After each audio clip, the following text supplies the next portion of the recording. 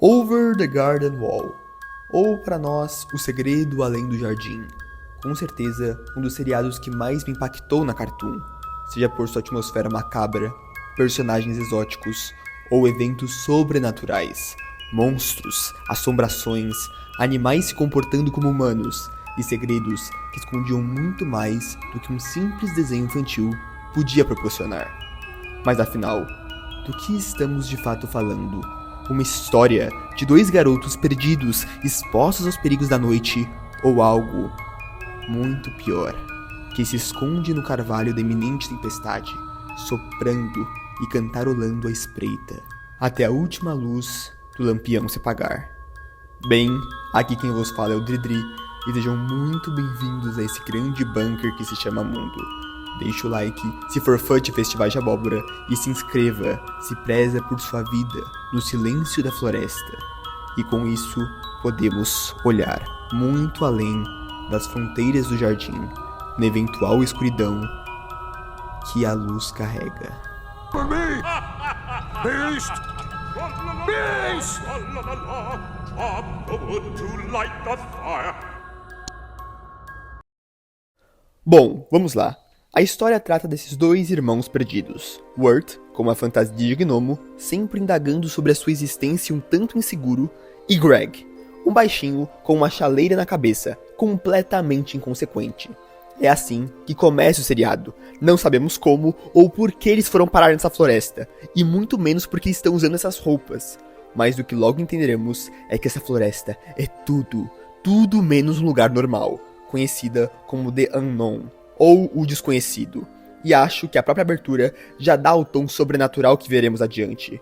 Porém, o que vai tornar esse início espetacular é o fato de que todas as respostas que precisamos estão lá desde o início. E vamos falar adiante sobre ela.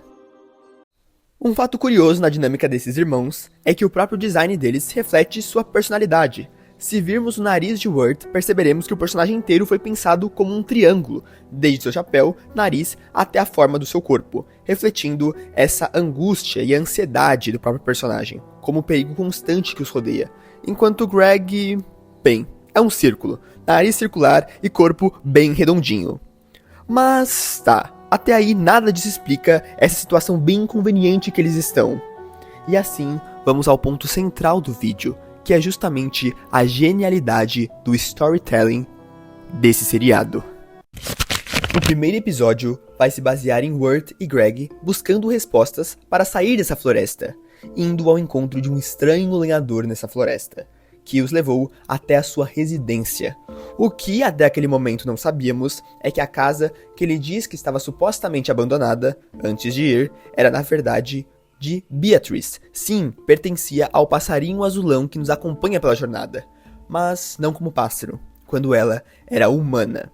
E aí que vem o ponto central de tudo isso, porque quando Greg busca por seu sapo perdido dentro da casa, nós encontramos vários elementos e até adornos de animais, que refletem justamente que era a casa de Beatrice. Só que o ponto mais interessante é que a fera que os caça no episódio, na verdade, era o cachorro da mesma, que aparece na própria abertura. Isso, é claro, antes de comer uma tartaruga com um doce que Greg carrega em seus bolsos e se tornar uma fera psicodélica mortal. Inclusive um ponto curioso de tudo isso é que a primeira vez que eu assisti, eu fiquei muito perplexo. Não só pelo fato de que o cachorro se tornou uma fera comendo uma tartaruga com um bombom, né, podemos assim dizer, mas também porque o Greg carregava doces em seu bolso. E também como cabiam tantos doces nesse bolso. Mas são coisas, pelo menos parte delas, que nós iremos entender mais para frente. E também que o grande plot twist do episódio, que era a fera que os perseguia, na verdade não era de fato a fera que o lenhador fala, só o cachorro com potenciais diabetes, e o macabro que esses irmãos estariam entrando estaria apenas começando. O segundo episódio é ainda mais interessante. Wirt e Greg, agora juntos de Beatrice, chegam a Pottsfield, e a genialidade está justamente no nome. Pottsfield vem de Pottersfield, termo usado para cemitério de indigentes. E o que teremos lá? Abóboras bizarras como cidadãos da cidade. O que torna tudo mais macabro é que uma dessas abóboras até mesmo se dirige a Wirt dizendo que ele chegou cedo demais na cidade.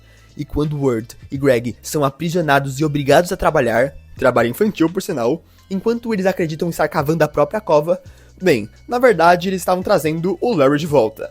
Bem-vindo, Larry! O ponto mais interessante, tirando essas abóboras perturbadoras, é que o líder deles na verdade é um gato disfarçado. E como sabemos disso, não é no episódio, mas no episódio final, vemos um gato controlando esse corpo gigante. Mas na abertura, novamente, temos a resposta que procurávamos. E... que bom isso. O terceiro episódio, Folia na Escola, torna tudo mais interessante e mais maluco. Neles temos uma escola de animais com uma professora humana totalmente arrasada no amor. Jimmy Brown, por que me abandonou assim? Sim, a aula dela é basicamente ela reclamando do amor desaparecido, falando o alfabeto baseado nele. E pra piorar tudo, na escola acontece um eventual ataque de um gorila. E bem, imagina quem era o gorila? Jimmy Brown. Realmente, virou Scooby-Doo esse negócio. Mas o ponto é que ele não fez porque ele quis, mas porque ele usava essa fantasia trabalhando em um circo. E onde nós temos um gorila trabalhando no circo? Bem, na abertura. E ele não conseguiu tirar a fantasia e todo mundo acabou acreditando que ele era um gorila de fato. E isso explica o desaparecimento do Jimmy Brown, tal como um gorila assombrando aquela área da floresta. Isso nos leva ao incrível quarto episódio, onde os irmãos vão em busca de respostas em uma taverna colonial. Tudo nele aparece em um tom sombrio e paranormal, desde o cantarolar da floresta até a tempestade que se sucede, e os próprios clientes que ali estavam. Esse episódio também está presente na abertura. Lembra daqueles estranhos bonecos que aparecem? Bem, eles não só representam o pessoal do bar, como também conhecemos o próprio criador de brinquedos. Até claro, tudo levar à própria floresta. E é legal que nesse episódio o Wirt e Greg acham mais uma vez que a besta é uma coisa que ela não é. Eles acreditam que a besta é o próprio lenhador e fogem. Mas para seu infortúnio, é nesse episódio que o monstro verdadeiramente aparece, observando e cantando à espreita do horror. Sobre o quinto episódio, não há nada muito relevante a se falar, tirando o fato de que é nele que descobrimos que Beatrice já foi humana, como também tem essa questão do dono da mansão, que nós acreditamos a princípio que foi ele quem assassinou a mulher do quadro, que ele acha que está assombrando, quando na realidade a grande questão desse episódio é que descobrimos que a mansão dele é tão, mas tão grande, que ela se conecta à mansão de outra milionária. E é basicamente isso. Mas é no sexto episódio que eu acho que a trama e toda a narrativa brilha. E por quê? Por conta de um cruzeiro de sapos? Bem, não é só por isso. Mas na realidade esse cruzeiro tem um nome. E se nós atentarmos no nome, o nome dele é dos irmãos McLaughlin, ou McLaughlin Brothers. E por que isso é tão relevante? Na abertura, nós temos dois irmãos pequenos brincando com um pequeno barquinho, no que pode ser um riacho, um rio, uma lagoa, eu não sei. Mas o ponto fundamental é que esses McLaughlin Brothers, eles na realidade existiram na vida real. E foram responsáveis por muitos livros ilustrados infantis sobre diferentes contos. Contos esses de fadas, tal como Over the Garden Wall. Mas além de tudo isso... Pera, George Washington, coloque suas calças. Bom, mas além de tudo isso, o que é relevante falar é que a Adelaide, que eles estavam em busca para sair da floresta, na realidade era mais por uma bruxa da floresta.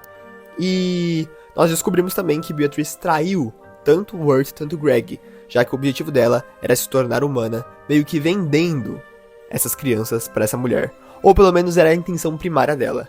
E o episódio acaba com eles quebrando a amizade, Wirt e Greg conseguindo fugir da Adelaide e ela derretendo. É, complicado isso aí, né, cara?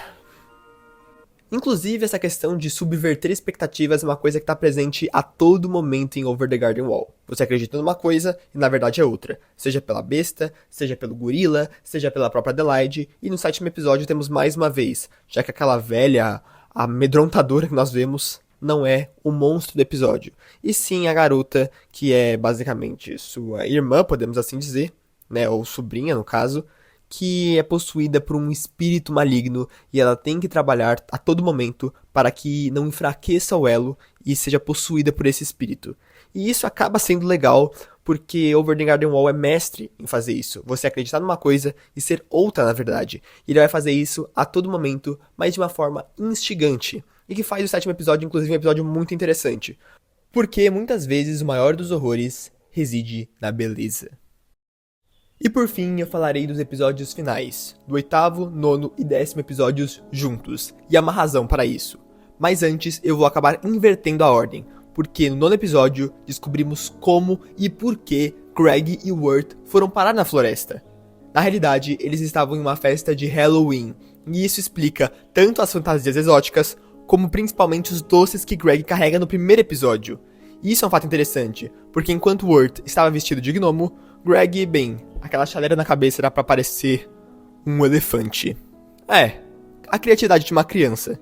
Mas o ponto mais relevante é que eles acabaram acidentalmente indo parar na floresta, pulando um muro que dividia a floresta do desconhecido de um cemitério, onde eles estavam escondidos com outros amigos, até que um policial para e fala que eles não poderiam estar ali, né? E todo o acidente acontece. Eles vão parar, acabam descendo um morro e indo parar, de fato, na floresta do desconhecido. Mas, voltando agora ao 8º episódio, é lá onde a trama realmente chega ao seu clímax. E por quê? Bom, a esse ponto, Wirt e Greg estão completamente perdidos, sem rumo e sem esperança, pelo menos por parte de Wirt, e sequer possuem Beatrice para os guiá-los. Então a situação realmente fica bem crítica. E é nesse episódio que Greg acaba dormindo, inclusive com uma canção muito bonita, e o sonho dele é bem lúdico, porque ao mesmo tempo que ele confronta tempestades e vários eventos no mundo real, ou melhor, no mundo dos sonhos, isso reverbera no mundo real, como se fosse um laço, uma linha tênue entre a realidade e a fantasia. E qual que é o ponto disso? Wirt gradativamente começa a ser consumido pelos ramos e raízes da besta. E qual é o plano de Greg? Bem, ele se sacrifica. Ele toma o lugar de Wirt para ser levado pela besta, para ser consumido por ela, deixando seu irmão vivo, sem sequer uma despedida. E é aí onde nós iremos ao último e fantástico episódio. Sobre a neve e o silêncio da floresta, Wirt, agora junto a Beatrice, finalmente encontram Greg, sozinho, sendo devorado pela própria floresta. Não havia mais esperança, pelo menos não até aquele momento. Mas enfim, a besta se revela. O lenhador, junto a seu lampião, está lá também. Lampião esse que supostamente carregava a alma de sua própria filha. Mas é aí que está a grande questão. Não havia alma dela lá. Não havia nada. A luz é o que faz com que a besta tema. A luz é o que dissipa a escuridão da mesma. E a luz é o que libertará Greg e o próprio lenhador dessa maldição. Maldição essa que atormenta todos que ali residem. Bom, com isso eu chego ao final do vídeo. Espero que tenham gostado de fato. E falando sobre essa série simplesmente majestosa. Curta, mas genial. Então, eu vou ficando por aqui. E lembrem-se, de forma alguma é um adeus, mas sim um até logo. Lie.